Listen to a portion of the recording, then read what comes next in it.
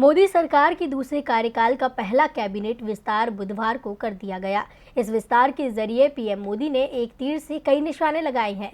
खासकर उन्होंने उत्तर प्रदेश में अगले साल होने वाले विधानसभा चुनाव को साधने की कोशिश की है, लेकिन जातीय समीकरणों को साधने के चक्कर में वो विशेष समुदाय को भूल बैठे, जिसकी कीमत बीजेपी को चुनाव में चुकानी पड़ सकती है। मोदी सरकार के कैबिनेट विस्तार का लंबे वक्त से इंतजार किया जा रहा था, लेकिन पीएम मोदी ने कई राज्यों में चुनावी आहट के बाद अब जाकर अपनी नई टीम गठित की है।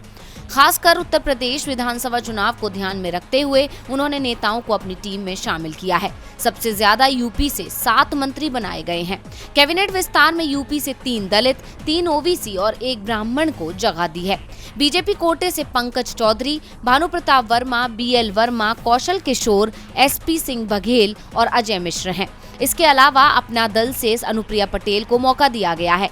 इन नेताओं के शामिल होने के बाद यूपी से मंत्रियों का आंकड़ा बढ़कर 16 पर पहुंच गया है। पीएम मोदी ने इस कैबिनेट विस्तार के जरिए यूपी में जातीय और क्षेत्रीय संतुलन बनाने के साथ साथ विपक्ष के खिलाफ चक्रव्यूह भी गढ़ा, लेकिन इस चक्रव्यूह में वो खुद ही उलझ सकते हैं, क्योंकि वो जातीय समीकरणों को साधने के चक्कर में मुसलमानों का ख्याल रखना तो भूल ही गए।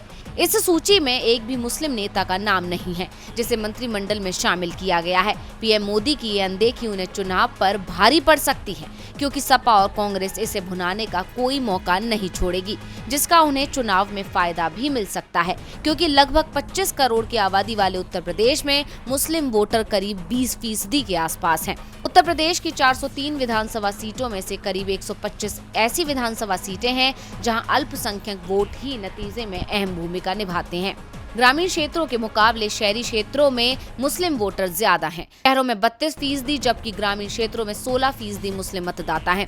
राज्य के उत्तरी इलाके मुस्लिम बहुल हैं। परंपरागत रूप से यहाँ के मतदाताओं का रुझान कांग्रेस या सपा की तरफ रहा है। यहाँ तक कि ये दोनों दल बीजेपी पर मुसलमानों की अनदेखी का आरोप लगाते हैं, और अब तो पीएम मोदी ने अपने कैबिनेट में एक भी मुस्लिम को जगह न देकर साफ कर दिया है कि बीजेपी सूबे में केवल हिंदुत्व की राजनीति करेगी।